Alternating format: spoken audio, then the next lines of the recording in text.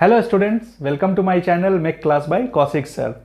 तो lecture number हमारा ये 10th है और यूनिट 1 हम लोग कवर कर रहे हैं। पिछले क्लासेस में हम लोगों ने बेसिक कॉन्सेप्ट को समझा था। अब उसी कॉन्सेप्ट के अनुसार एक और क्वेश्चन हम लोग सॉल्व करने वाले हैं। देखिए, क्वेश्चन का पैटर्न जो है अलग अलग तरीक़ों से रहेगा, पर हम लोगों को अपने कॉन्सेप्ट के ऊपर आना है। ठीक है, ये सबसे ज़्यादा ज़रूरी है। तो सवाल को पहले पढ़ते हैं। हिंदी मीडियम के छात्र हैं, परेशानी होती है तो मैं ये कहता हूँ कि सारे सवालों में से आप चुन चुन के कुछ वर्ड्स को निकाल लीजिए और उन वर्ड्स से आप समझिए, जैसा कि इस सवाल में दिया हुआ है। क्या दिया हुआ है? A system of force. क्या दिया हुआ है कि एक सिस्टम ऑफ फोर्स। फोर्स एक नहीं होगा, फोर्स बहुत सारे होंगे। सिस्टम ऑफ फोर्स में फोर्स बहुत सारे होते हैं। आर एक्टिंग, क्या कर रहे हैं? ये एक्ट कर रहे हैं एट दी कॉर्नर्स। कॉर्नर का मतलब क्या हुआ? किनारा, कोना, है ना। कॉर्नर का मतलब क्या हुआ? किनारा, कोना। तो कहां पे, किस कोने में? ऑफ अ रेक्टेंगुलर ब्लॉक, यानी एक रेक्टेंगल है। ठीक है, रेक्टेंगल में जो है ये 4 मीटर का साइड है और ये 3 मीटर का साइड है। ठीक है, दोनों की साइड्स दी गई हैं, लेंथ दिया गया है, पर क्या इस लेंथ का काम है आगे देखेंगे। ठीक है, तो क्या दिया हुआ है? As shown in the figure. क्या दिया हुआ है? इस फिगर में सारे फोर्सेज आपको दिख रहे हैं। देखिए, कॉर्नर पे सारे फोर्सेज हैं। एक कॉर्नर ये है, एक कॉर्नर ये है, एक कॉर्नर ये है और एक कॉर्नर ये है। यहाँ पे 25 किलो न्यूटन लग रहा है, यहाँ पे 35 किलो न्यूटन लग रहा है, यहाँ पे 20 किलो न्यूटन लग रहा है और यहाँ पे 50 किलो न्यूटन लग रहा है। ठीक है, चारों कॉर्नर पे हमारे फोर्सेज लग रहे हैं। तो निकालना क्या है भाई? Determine the magnitude and direction of the resultant force, यानी कि इन चारों फोर्सेस के बदले में जो रिजल्टेंट फोर्स होगा उसको आपको निकालना है, मैग्नीट्यूड और डायरेक्शन। तो आप यदि इसको ध्यान से देखें तो आपको दिखेगा कि फोर्स जो है एक इफेक्ट है, यानी 20 किलो न्यूटन जो लग रहा है इसके कॉर्नर पे, ये इसको इस तरफ खींच रहा है। 35 किलो न्यूटन इसको नीचे की तरफ खींच रहा है। 25 किलो न्यूटन इसको उधर खींच रहा है। 50 किलो न्यूटन इसको इधर दबाव बना रहा है। तो भाई, एक जो रेक्टेंगल रहेगा वो किसी एक ही तरफ ना जाएगा, तो वो जिस तरफ जाएगा, वो जिस फोर्स के वजह से जिस तरफ जाएगा उसको हम लोग रिजल्टेंट फोर्स बोलते हैं। ठीक है, उसी फोर्स को आपको निकालना है। जैसे आप क्या करते हैं, 10th में आपने पढ़ा होगा, मैथ, साइंस, सोशल साइंस और भी हिंदी, इंग्लिश, संस्कृत, पर आपका जो रिजल्ट आया वो रिजल्ट जो है आपका चारों पांचों सब्जेक्ट को जोड़ करके दिया गया। ऐसा नहीं दिया गया कि साइंस में आपका 45% है तो 10th में भी आपको 45% है, मैथ्स में आपको 90% है तो 10th में भी आपको 90% है। ऐसा तो नहीं दिया गया। आपका जो एनालिसिस किया जाता है 10वीं में, वो किया जाता है 5-6 सब्जेक्ट के द्वारा कि आप 5-6 सब्जेक्ट में कितना परफॉर्म किए हैं और उसका एक रिजल्टेंट कितना है। ठीक है, एक रिजल्टेंट। ठीक वैसे ही सभी फोर्सेस का एक रिजल्टेंट होता है, कितना भी फोर्स क्यों नहीं लगा लो, पर रिजल्टेंट हमारा एक ही होगा। तो इसको बनाने का तरीका क्या है? ये कुछ दूसरे पैटर्न पे है। ठीक है, क्योंकि फोर्स सब इधर उधर लग रहा है, तो हम लोग इस तरह के केस में क्या करते हैं, सबसे पहले फ्री बॉडी डायग्राम बनाते हैं। क्या बनाते हैं? सॉल्यूशन में पहले करेंगे free body diagram. Free body diagram का मतलब होता है कि जिस बॉडी पे आपका फोर्स लग रहा है उस बॉडी को आपको फ्री कर देना है, यानी कि उस बॉडी को आपको गायब कर देना है। जब इस बॉडी को आप गायब कर देंगे तो क्या बचेगा? सिर्फ और सिर्फ फोर्स बचेगा, फोर्स ही दिखेगा ना। बॉडी को गायब कर देंगे तो डायमेंशन भी गायब हो जाएगा, तो ये सब गायब हो जाएगा, तो सिर्फ फोर्स दिखेगा। तो सिर्फ फोर्स जब दिखेगा तो उन फोर्सेस को आपको एक्स और वाई एक्सिस पे दिखा देना है। ठीक है, वही होता है हमारा फ्री बॉडी डायग्राम। तो इसका जो अगर फोर्स है उसको हम एक्स और वाई एक्सिस पे दिखाएंगे तो वो कुछ इस तरह का दिखेगा। पहले वाई एक्सिस और एक्स एक्सिस। अब आप देखिए कौन सा फोर्स किस तरफ जा रहा है। ठीक है, सबसे पहले आप देखेंगे 50 किलो न्यूटन कहाँ जा रहा है? नीचे की ओर। तो हम फटाक से यहाँ बना देंगे 50। बहुत सिंपल सा चीज है फ्री बॉडी डायग्राम। दूसरा फोर्स जो है 20 किलो न्यूटन, वो कहाँ जा रहा है? इस तरफ जा रहा है, नेगेटिव एक्स एक्सिस के तरफ। तो यहाँ पे आ जाएगा आपका 20 किलो न्यूटन।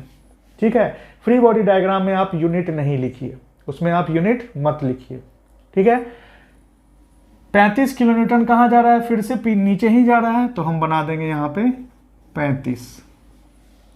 ठीक है। चौथा फोर्स जो है 25 किलो न्यूटन किधर जा रहा है, तो पॉजिटिव एक्स एक्सिस की तरफ जा रहा है, ये हो जाएगा 25। ठीक है, अब ये हमारा बन गया फ्री बॉडी डायग्राम। ये क्या बन गया हमारा, फ्री बॉडी डायग्राम।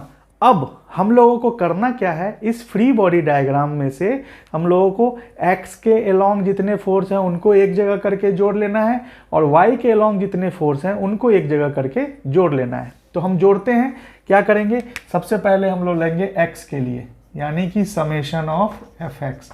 अब समेशन ऑफ fx जब ले रहे हैं तो हम क्या देख रहे हैं, ये हमारा पॉजिटिव 25 है तो हम यहाँ लिख देंगे 25, और ये हमारा निगेटिव 20 है तो हम क्या लिखेंगे, -20। तो कितना आएगा हमारा, 5 किलो न्यूटन। ठीक है, ये वैल्यू आ जाएगी हमारी 5 किलो न्यूटन। ठीक है, दूसरा जो केस है वो हमारा है summation of Fy। Summation Fy करेंगे, यानी y एक्सिस के अलोंग जितने फोर्स है उनको हमको जोड़ना है। तो y एक्सिस के अलोंग दो ही फोर्स दिख रहा है और वो भी निगेटिव है, तो क्या लिखेंगे हम यहाँ, -50 और -35। कितना हो जाएगा भाई, -85 किलो न्यूटन। अब यहाँ पे यूनिट लिखना है, ठीक है, -85 किलो न्यूटन। इसके बाद हमारा रिजल्टेंट होगा, तो रिजल्टेंट बराबर होता है √ summation of fx² plus summation of fy²। यहाँ पे वैल्यूज डालेंगे तो यहाँ हो जाएगा 5 का स्क्वायर प्लस -85 का स्क्वायर, और जब इसको सॉल्व करेंगे 85.15 किलो न्यूटन का वैल्यू आएगा। इसको आप कैलकुलेटर में डाल के कैलकुलेट करेंगे तो आपका वैल्यू ये आ जाएगा। ये हो गया रिजल्टेंट का मैग्नीट्यूड, यानी मान, इसका मान, वेक्टर क्वांटिटी है तो मान होगा। दूसरा है डायरेक्शन, यानी दिशा, थीटा। थीटा बराबर क्या लिखेंगे, tan inverse sigma Fy upon sigma Fx, sigma Fy upon sigma Fx। तो सिग्मा Fy क्या है, सिग्मा Fy है -85, तो हम यहाँ सीधे 85 देंगे, -85 नहीं करेंगे। ठीक है, यानी tan इनवर्स 85 बटे कितना है, 5, तो 5, तो ये आ जाएगा tan इनवर्स 17। कितना आ जाएगा, tan इनवर्स 17। अब हम देखेंगे अपने कैलकुलेटर में डाल के tan इनवर्स 17 का मान कितना आता है, लगभग 86 डिग्री के आसपास में आएगा अप्रॉक्स। ठीक है, तो ये हमारा वैल्यूज निकल जा रहा है, रिजल्टेंट का मैग्नीट्यूड और ये डायरेक्शन, ये रिजल्टेंट का मैग्नीट्यूड और ये डायरेक्शन। तो अब हम लोगों को क्या करना है, उसका लोकेशन भी बताना है कि जो रिजल्टेंट आया है वो कहाँ पे है भाई, वो हम लोगों को कैसे पता चलेगा। तो हम क्या करेंगे, इसके बाद एक और डायग्राम बनाएंगे, ठीक है, जिसमें हम लोग सिर्फ रिजल्टेंट को दिखाएंगे, यानी ये सारे फोर्सेस के बदले वो एक रिजल्टेंट लग रहा है। तो क्या करेंगे, x, y और x का फिर से खींचेंगे, और यहाँ पे देखेंगे क्या कि जो हमारा fx है, समेशन fx, यानी सब x को जोड़ने के बाद जो हमारा वैल्यू आ रहा है वो क्या आ रहा है, प्लस में आ रहा है, तो हम प्लस के ओर बढ़ेंगे, ये हमारा प्लस है, यानी ये वाला लाइन तो रहेगा ही रहेगा। दूसरा देखेंगे सिग्मा Fy जो है वो कितना आ रहा है, माइनस, तो दूसरा लाइन जो y वाला रहेगा, ऊपर वाला नहीं रहेगा, वो ये वाला लाइन रहेगा। अब ये दोनों जो है मिल करके कौन सा क्वाड्रेंट बना रहे हैं, तो ये चौथा क्वाड्रेंट बना रहे हैं। कौन सा क्वाड्रेंट बना रहे हैं, चौथा क्वाड्रेंट बना रहा है। तो आपका जो फोर्स होगा, रिजल्टेंट फोर्स, वो इसी क्वाड्रेंट में लाई करेगा। ठीक है, आपका जो फोर्स होगा वो इसी क्वाड्रेंट में लाई करेगा। रिजल्टेंट कितना आया है, रिजल्टेंट तो 85.15, और इसका एंगल कितना आया है, तो 86 डिग्री के आसपास। तो हम लोगों को पता चलेगा जो फाइनल हमारा रिजल्टेंट एक्ट कर रहा था उस ट्रायंगल के ऊपर में, वो कहाँ कर रहा था, फोर्थ क्वाड्रेंट में कर रहा था, और एंगल कितना आ रहा था, 86 डिग्री का।